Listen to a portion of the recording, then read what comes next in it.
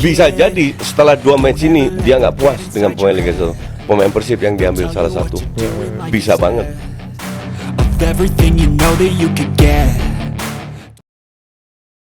Pengakuan Bojan Hodak usai laga. Bojan sudah prediksi Padang akan agresif di awal lalu kelelahan. Iya, Persib Bandung menutup Ramadan dengan kemenangan meyakinkan atas Semen Padang, 4-1. Sempat tertinggal lebih dulu di babak pertama, Maung Bandung bangkit dan mencetak 4 gol di paruh kedua untuk memastikan 3 poin sebagai oleh-oleh dari Kota Padang. Pelatih kepala Persib Bandung, Bojan Hodak mengungkapkan bahwa dirinya sudah memprediksi jalannya laga, terutama bagaimana lawan akan kelelahan di babak kedua. Pria asal Kroasia itu menjelaskan bahwa sang lawan kehilangan beberapa pemain inti mereka. Hal itu membuatnya yakin bahwa tuan rumah akan kesulitan menjaga intensitas permainan sepanjang laga, sehingga ia pun meminta anak asuhnya tetap sabar dan menunggu momen yang tepat untuk membalikan keadaan. Di babak kedua, kami bermain jauh lebih baik. Saya tahu bahwa Semen Padang sebenarnya kehilangan beberapa pemain mereka, jadi kami sudah memperkirakan bahwa mereka akan kesulitan karena pada dasarnya komposisi lini belakang mereka benar-benar baru, kata Bojan. Sempat tertinggal lewat penalti Bruno Gomes di babak pertama, Persib akhirnya membalikan keadaan di paruh kedua. Gol dari Tirone Del Pino, Adam Alis dan Beckham Putra memastikan kemenangan dramatis. Kami tetap sabar, lalu kami memanfaatkan peluang yang ada. Jadi menurut saya, kami memang pantas menang. Kami adalah tim yang lebih baik, tambahnya. Bojan juga menyoroti bagaimana timnya bisa mendapatkan lebih banyak ruang ketika tuan rumah mulai kehilangan energi. Hal itu membuat Persib bisa lebih leluasa membangun serangan dan mencetak gol dengan lebih mudah. Ketika mereka mulai mengurangi tekanan, kami mulai mendapatkan lebih banyak ruang dan kami memanfaatkan peluang yang ada, jelasnya. Saya sudah mengatakan sebelumnya bahwa mereka memainkan 3-4 pemain yang biasanya jarang bermain. Kami tahu bahwa mereka kurang dalam hal kebugaran dalam menghadapi pertandingan dan cepat atau lambat, mereka akan kelelahan, lanjutnya. Di sisi lain Bojan pun mengapresiasi gacornya lini serang Persib, trio Ciro Alves, Beckham Putra, dan David da Silva tampil menonjol.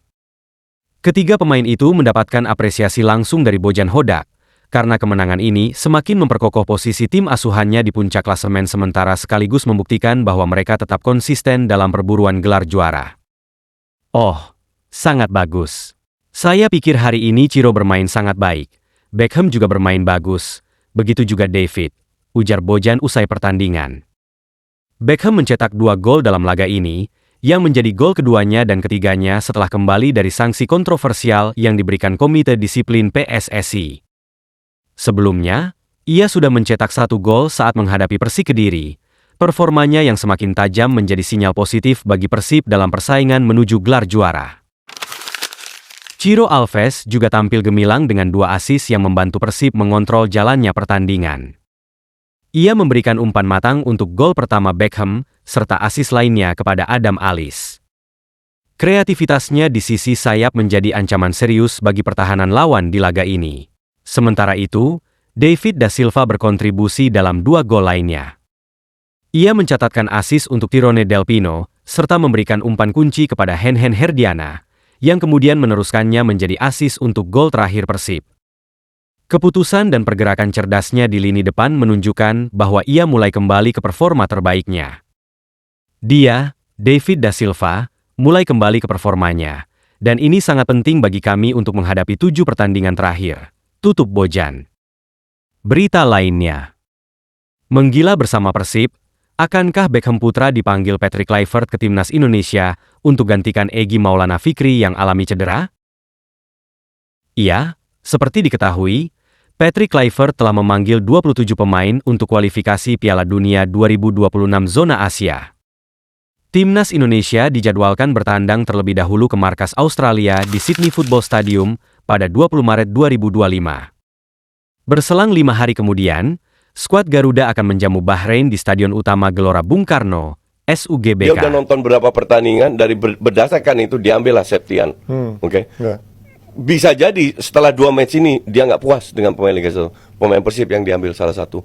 Bisa banget. Selain itu, pelatih asal Belanda tersebut juga menambahkan 2 pemain baru, yaitu Ula Romeni dan Septian Bagaskara.